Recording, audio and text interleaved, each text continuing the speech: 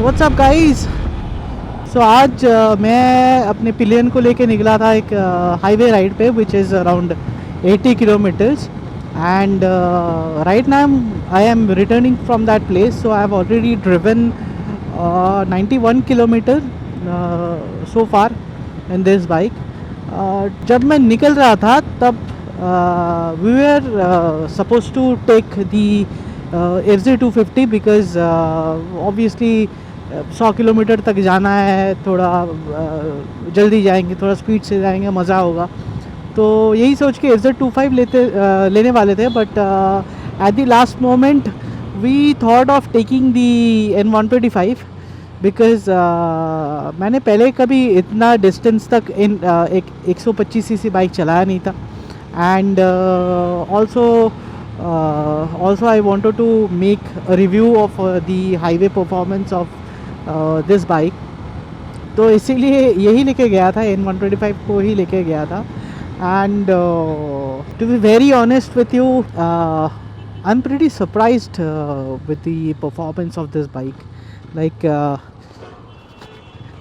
मुझे लगता था एक 125 सीसी का बाइक है तो हाईवे पे दिक्कत होगा, उतना स्पीड मेंटेन नहीं कर पाएंगे, धीरे धीरे जाना पड़ेगा, 50-60 के स्पीड में ही जाना पड़ेगा। But after riding this for 91 kilometre I can say this is you can do if this is a single bike. अगर यही आपके पास है, एक ही बाइक है आपके पास गराज में और आप डेली ट्रैवल भी करना चाहते हो, डेली कम्यूट भी करना चाहते हो और आप राइड पे भी जाना चाहते हो, कभी कभार लॉन्ग राइड पे, you can definitely take this bike, no doubt at all. क्योंकि इसका एक्चुअल हर बाइक का ये this can go till 106। Actually मैं एक रेडर के साथ ड्रैग रेस भी किया, तो with me and my pillion our total weight is around 130 kg तो होगा। तो along with 130 kg this bike can beat the Raider hands down, no doubt at all।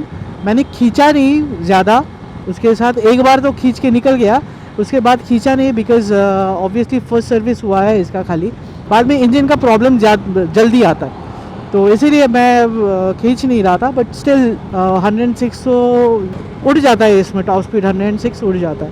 But that is not the speed that you are gonna cruise अगर आप long ride पे जाओगे। अगर आप riding touring के लिए लेना चाहते हो तो 75 to 80 ईजीली इसमें आ जाता है, कोई वाइब्रेशन नहीं है, एकदम मक्खन की तरह चलता है। After 85 if you pull it hard then आपको थोड़ा बहुत वाइब्रेशन आएगा और बजिंग आएगा, आपका इंजन थोड़ा हार्श साउंड करेगा। ऑब्वियसली 125 सीसी बाइक है तो कितना ही आप एक्सपेक्ट कर सकते हो।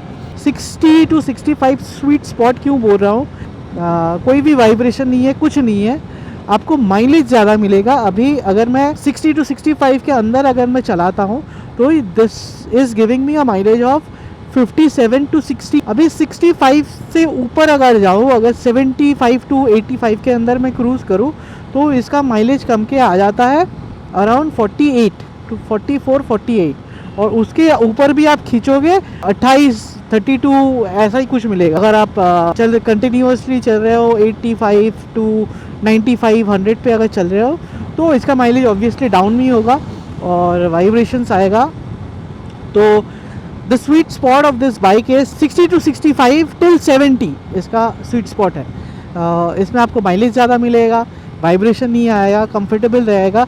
अभी कंफर्ट की अगर बात करूँ तो ऑब्वियसली इसका सीट ख़राब है, जो कि मैं पहले बता चुका हूँ। तो इस सीट से अगर आप ये बाइक टूरिंग के लिए ले रहे हो, ऑब्वियसली इसका ग्राउंड क्लियरेंस ज़्यादा है, सीट हाइट भी कमी है, तो you can add some amount of foam as per you and then it is comfortable as hell. अगर हम लोग FZ25 लेके जब टूर करते हैं तब हम लोगों का ऐसा नहीं है कि टॉप स्पीड हमेशा 130, 125, 130 पे रहता है, क्योंकि FZ25 का टॉप स्पीड ही है 132, वो भी बहुत खींचने के बाद।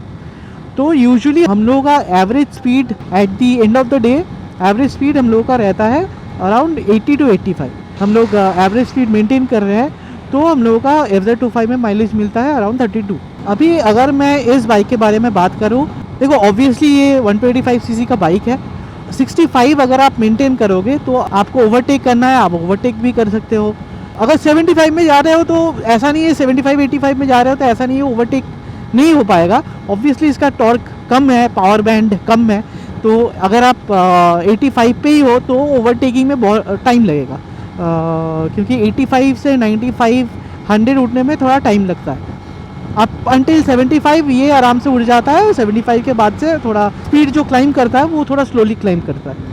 तो अगर आप इसका एवरेज स्पीड अगर आप 65 तक अगर कर सकते हो, कभी 75 पे चला लिए, कभी 65 पे, कभी 85 पे चला लिए, कभी 60 पे चला लिए, ऐसे अगर आप चला रहे हो तो आपको आराम से you will get a mileage of 44 to 48 आराम से, इवन 50 और मोर देन दैट। और पिलियन के साथ भी ऐसा है, मुझे कभी नहीं फील हो रहा है कि पीछे पिलियन बैठा हुआ है इसीलिए स्पीड ज़्यादा नहीं उठ रहा है। Right now I am at sitting at 70 km/h as you can सी।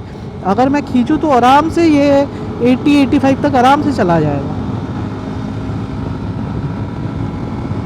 सी 80-85 अगर आप 90 भी चला गया, अब अगर अभी आप 90 क्रॉस करने के बाद थोड़ा बजिंग फील आता है, थोड़ा, बहुत ज़्यादा नहीं, बट राइट नाउ अगर मैं इसको 80 पे रखूँ तो एकदम मक्खन की तरह चलता है, और सस्पेंशन भी अच्छा ही है। एक ही दिक्कत है, ये सीट मतलब क्यों Bajaj, why please change the seat, ABS दो ना दो, सीट चेंज कर लो।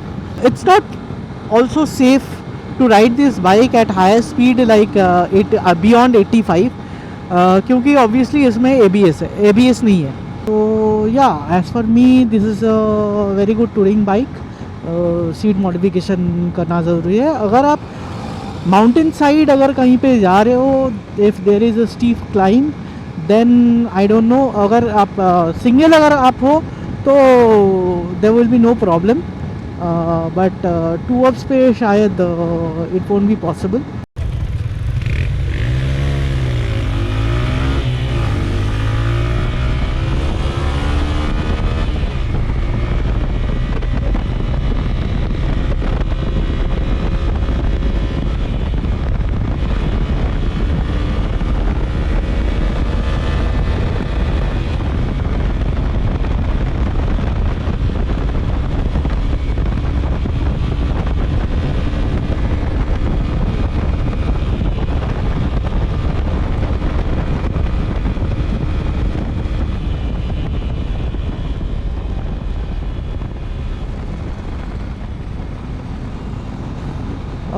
अबाउट द ब्रेक्स, अभी 100 किलोमीटर्स मैंने राइड किया है, तो brakes is pretty quite good I would say. See अगर ABS होता तो ऑब्वियसली अच्छा होता, क्योंकि अगर आप अबव 80-85 अगर आप ट्रैवल कर रहे हो और आपको पैनिक ब्रेक करना है, if you do not have the technique, then obviously you are gonna skid your bike. अगर मैं सिटी में जब मैं ये बाइक यूज़ करता हूँ तो यूजुअली मैं फ्रंट ब्रेक ही यूज़ करता हूँ, but in the highway since this has the combi braking system, तो पीछे का ब्रेक यूज़ करो, सामने का भी अप्लाई हो जाएगा, और बाइक का जो बाइक स्किड खाने का चांसेस बहुत कम हो जाता है। बजाज जब इसको अपडेट करेगा इन द नेक्स्ट ईयर और सो, तो डेफिनेटली इसमें ABS ज़रूर आएगा, आप वेट कर सकते हो। So that's it for today, I hope you like the video. अगर कोई क्वेश्चन है तो कमेंट में ज़रूर पूछ लेना, and please subscribe if you haven't. See you in the next video.